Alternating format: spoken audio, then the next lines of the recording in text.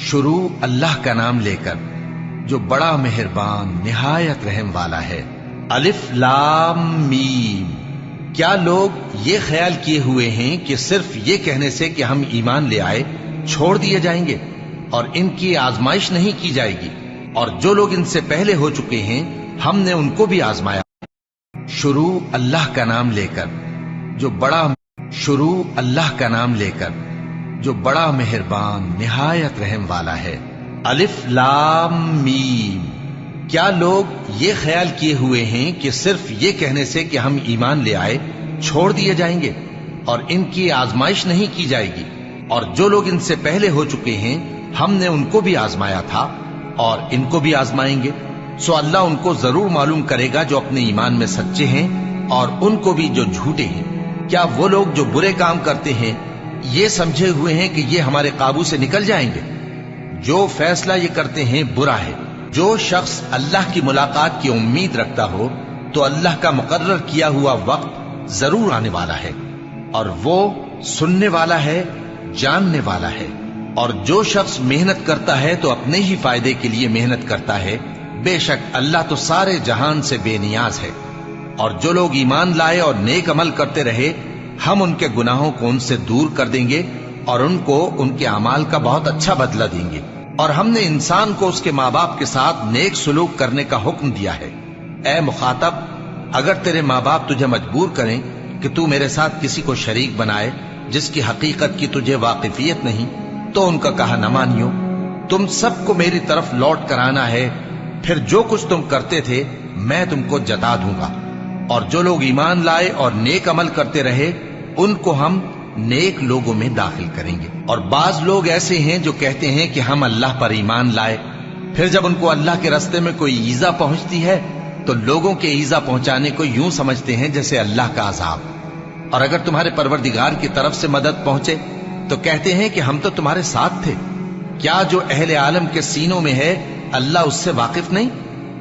اور اللہ ان کو ضرور معلوم کرے گا جو سچے مومن ہیں، اور وہ منافقوں کو بھی معلوم کر کے رہے گا۔ اور جو کافر ہیں وہ مومنوں سے کہتے ہیں کہ ہمارے طریقے پر چلو اور ہم تمہارے گناہ اٹھا لیں گے، حالانکہ وہ ان کے گناہوں کا کچھ بھی بوجھ اٹھانے والے نہیں۔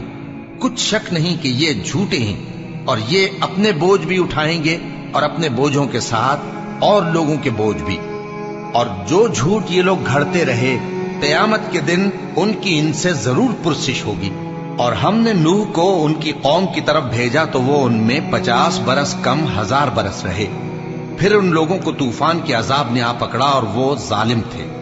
پھر ہم نے نوح کو اور کشتی والوں کو نجات دی اور کشتی کو اہل عالم کے لیے نشانی بنا دیا۔ اور ابراہیم کو یاد کرو جب انہوں نے اپنی قوم سے کہا کہ اللہ کی عبادت کرو اور اس سے ڈرو، اگر تم سمجھ رکھتے ہو تو یہ تمہارے حق میں بہتر ہے۔ تم تو اللہ کو چھوڑ کر بتوں کو پوجتے اور جھوٹی باتیں بناتے ہو۔ جن لوگوں کو تم اللہ کے سوا پوجتے ہو وہ تم کو رزق دینے کا اختیار نہیں رکھتے، بس اللہ ہی کے ہاں سے رزق طلب کرو اور اسی کی عبادت کرو اور اسی کا شکر کرو، اسی کی طرف تم لوٹ کر جاؤ گے۔ اور اگر تم جھٹلاتے ہو تو تم سے پہلے بھی امتیں اپنے پیغمبروں کی تکذیب کر چکی ہیں، اور پیغمبر کے ذمے کھول کر سنا دینے کے سوا اور کچھ نہیں۔ کیا انہوں نے نہیں دیکھا کہ اللہ کس طرح خلقت کو پہلی بار پیدا کرتا ہے پھر کس طرح اس کو دوبارہ پیدا کرے گا؟ یہ اللہ کو آسان ہے۔ کہہ دو کہ ملک میں چلو پھرو اور دیکھو کہ اس نے کس طرح خلقت کو پہلی دفعہ پیدا کیا ہے، پھر اللہ ہی دوسری بار بھی پیدا کرے گا۔ بے شک اللہ ہر چیز پر قادر ہے۔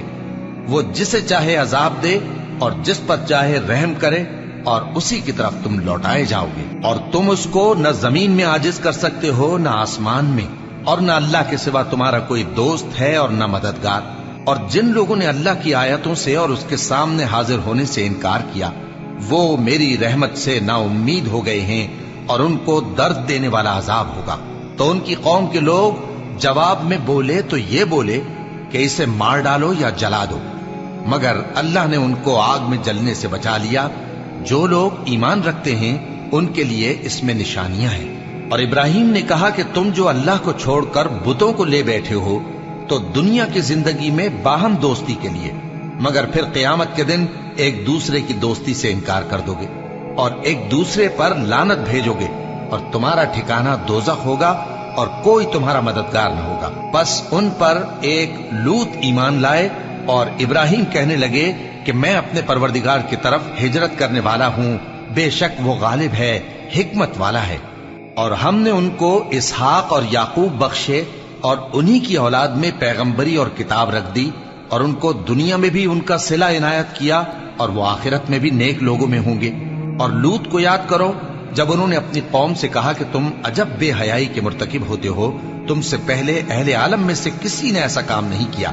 کیا تم مردوں کی طرف مائل ہوتے اور رہزنی کرتے ہو اور اپنی مجلسوں میں ناپسندیدہ کام کرتے ہو؟ تو ان کی قوم کے لوگ جواب میں بولے تو یہ بولے کہ اگر تم سچے ہو تو ہم پر عذاب لے آؤ۔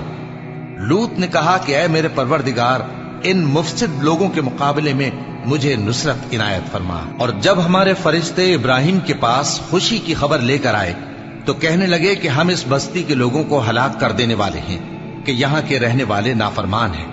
ابراہیم نے کہا کہ اس میں تو لوط بھی ہیں۔ وہ کہنے لگے کہ جو لوگ یہاں رہتے ہیں ہمیں سب معلوم ہیں، ہم ان کو اور ان کے گھر والوں کو بچا لیں گے بجز ان کی بیوی کے کہ وہ پیچھے رہنے والوں میں ہوگی۔ اور جب ہمارے فرشتے لوط کے پاس آئے تو وہ ان کی وجہ سے ناخوش اور تنگ دل ہوئے۔ فرشتوں نے کہا کچھ خوف نہ کیجیے اور نہ رنج کیجیے، ہم آپ کو اور آپ کے گھر والوں کو بچا لیں گے مگر آپ کی بیوی کے پیچھے رہنے والوں میں ہوگی۔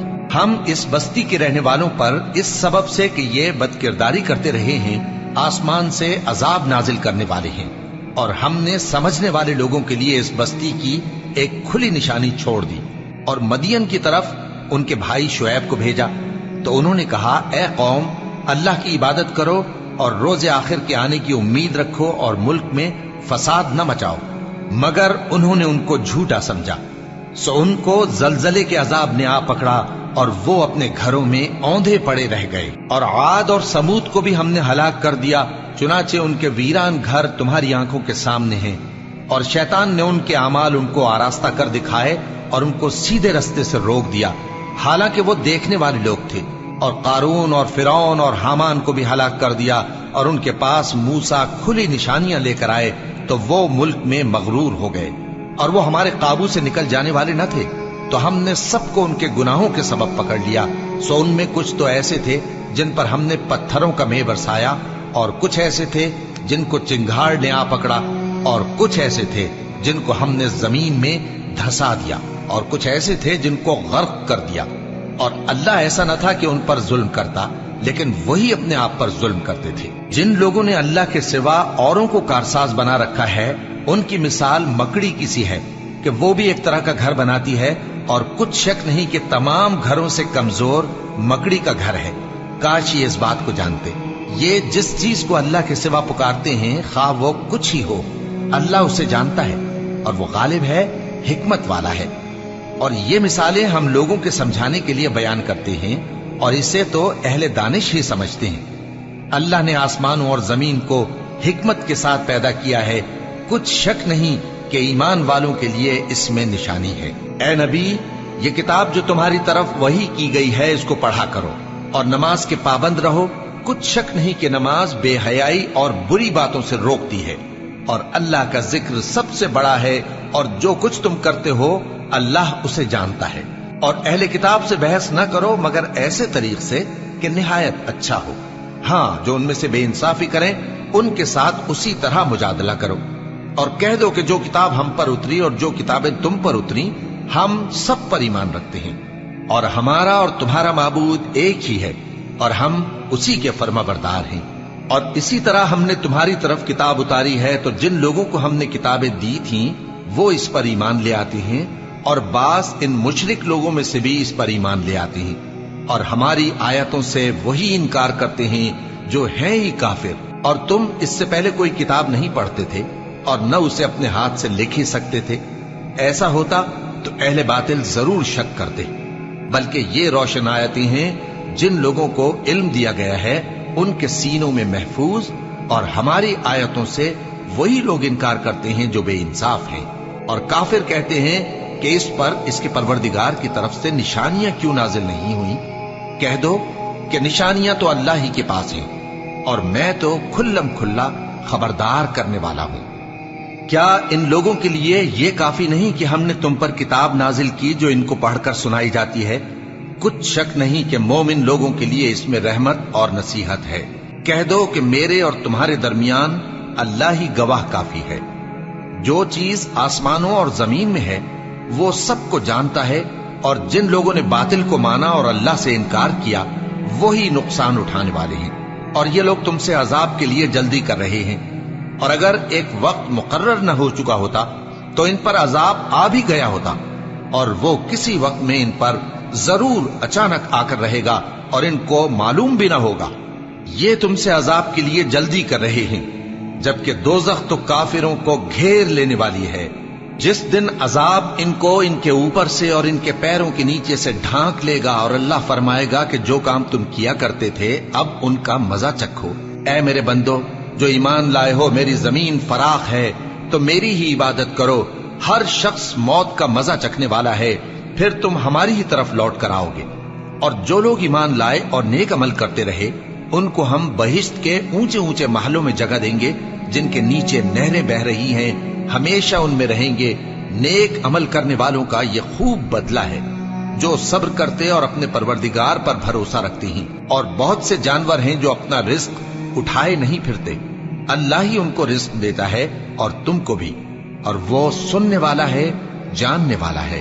اور اگر ان سے پوچھو کہ آسمانوں اور زمین کو کس نے پیدا کیا اور سورج اور چاند کو کس نے تمہارے زیر فرمان کیا، تو کہہ دیں گے اللہ نے۔ تو پھر یہ کہاں الٹے جا رہے ہیں؟ اللہ ہی اپنے بندوں میں سے جس کے لیے چاہتا ہے روزی فراخ کر دیتا ہے، اور جس کے لیے چاہتا ہے تنگ کر دیتا ہے۔ بے شک اللہ ہر چیز سے واقف ہے۔ اور اگر تم ان سے پوچھو کہ آسمان سے پانی کس نے برسایا، پھر اس سے زمین کو اس کے مرنے کے بعد کس نے زندہ کیا، تو کہہ دیں گے کہ اللہ نے۔